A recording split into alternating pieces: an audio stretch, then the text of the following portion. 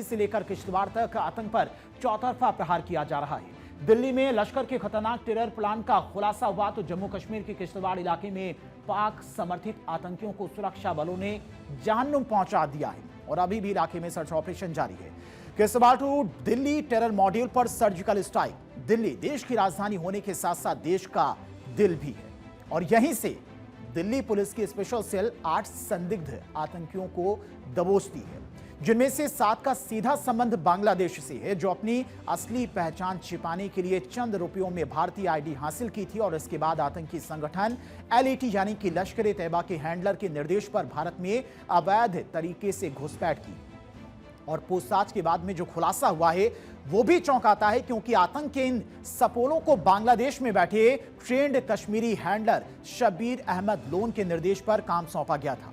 उधर जम्मू कश्मीर के किश्तवाड़ इलाके में सुरक्षा बलों ने पाकिस्तान समर्थित आतंकियों के खिलाफ चलाए गए ऑपरेशन में बड़ी कामयाबी हासिल की। पिछले महीने से जारी इस ऑपरेशन में सभी 4 कुख्यात आतंकियों को ढेर कर दिया गया है और यह ऑपरेशन अभी भी जारी है और सेना की तरफ से लगातार इलाके में सर्च अभियान भी चलाया जा रहा है। पहले बात दिल्ली में टेरर प्लान पर लगाम लगाने की। दरअसल दिल्ली पुलिस की स्पेशल सेल ने एक बड़ी आतंकी साजिश का खुलासा किया है और प्रतिबंधित आतंकी संगठन लश्कर-ए-तैयबा से जुड़े एक सक्रिय मॉड्यूल का भंडाफोड़ किया है। इस कार्रवाई में कुल 8 आरोपियों को गिरफ्तार किया गया है।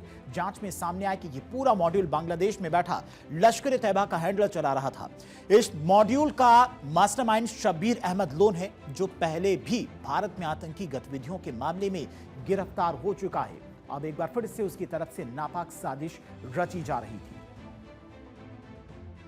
दिल्ली पुलिस की स्पेशल सेल ने आतंकी संगठन लश्कर-ए-तैयबा से जुड़े बांग्लादेशी मॉड्यूल को लेकर बड़ा खुलासा किया है। जांच में यह पता चला है कि इस बांग्लादेशी मॉड्यूल का हैंडलर शब्बीर आतंकी संगठन लश्कर-ए-तैयबा के सीधे संपर्क में था। जिन आतंकियों को गिरफ्तार किया गया है उनके पास से 1 दर्जन से ज्यादा मोबाइल फोन और 16 सिम कार्ड दिल्ली पुलिस की स्पेशल सेल ने बरामद किया। और स्पेशल सेल के मुताबिक इन आतंकी मॉड्यूल का खुलासा दिल्ली और कोलकाता के मेट्रो स्टेशन पर लगाए गए भड़काऊ पोस्टर्स के बाद हुआ है, जिसके बाद पुलिस की तरफ से इस मामले में कार्रवाई हुई है। अब आपको बताते हैं कि दिल्ली पुलिस के द्वारा इस पूरे मामले में कैसे कार्रवाई की गई और कैसे इन आतंकियों को पकड़ा गया। लश्कर के आतंक मॉड्यूल का खुलासा 7 और 8 फरवरी को कई मेट्रो स्टेशन पर पोस्टर लगाए गए थे इन आतंकियों के द्वारा और प्रो कश्मीर और बुरहान वानी के समर्थन में ये पोस्टर लगाए गए थे।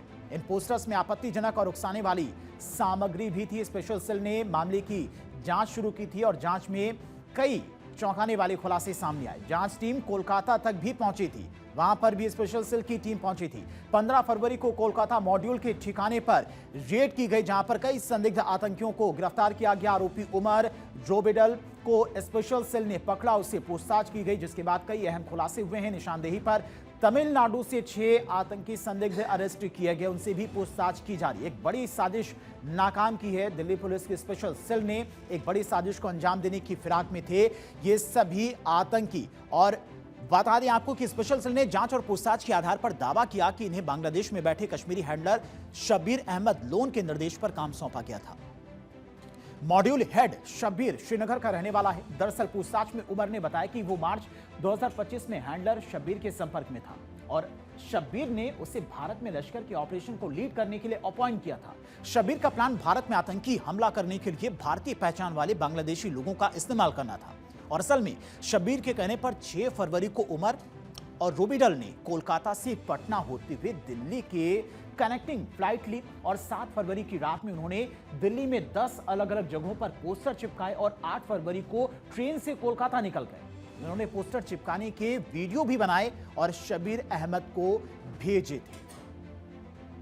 दिल्ली पुलिस की स्पेशल सेल की जांच में यह भी बात सामने आई है कि पाकिस्तानी खुफिया एजेंसी ISI अवैध रूप से भारत में रह रहे बांग्लादेशी नागरिकों को भर्ती कर रही थी और इसके लिए मोटी फंडिंग भी की जा रही थी।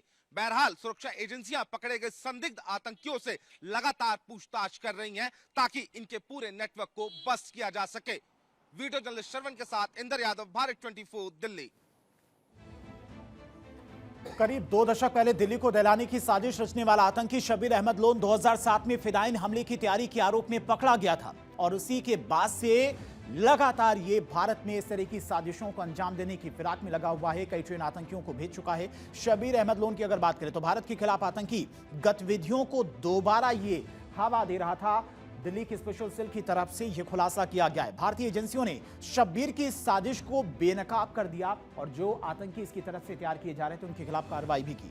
शब्बीर अहमद 2007 में फिदाइन हमला करने की तैयारी में था, लेकिन उस वक्त नाकाम हो गया था। लश्कर कमांडर अबू अल कामा के संपर्क में था शब्बीर, इस बात का भी खुलासा हुआ है। और 2007 में दिल्ली के चांदनी चौक से गिरफ्तार किया गया था शब्बीर अहमद लोन। 2019 में जमानत फिर एजेंसियों की नजर से ये ओझल हो गया था, गायब हो गया था, और लेकिन इस पर नजर रखी जा रही थी सुरक्षा एजेंसियों की तरफ से, और गुपचुप तरीके से ये लगातार भारत में एक बड़ी साजिश को अंजाम देने की फिराक में था, बड़ा आतंकी हमला कराने की फिराक में था, और कई लोगों का इस्तेमाल करके भारत में एक बड़ा आतंकी हमला अंजाम देने की पूरी प्लानिंग कर रहा था।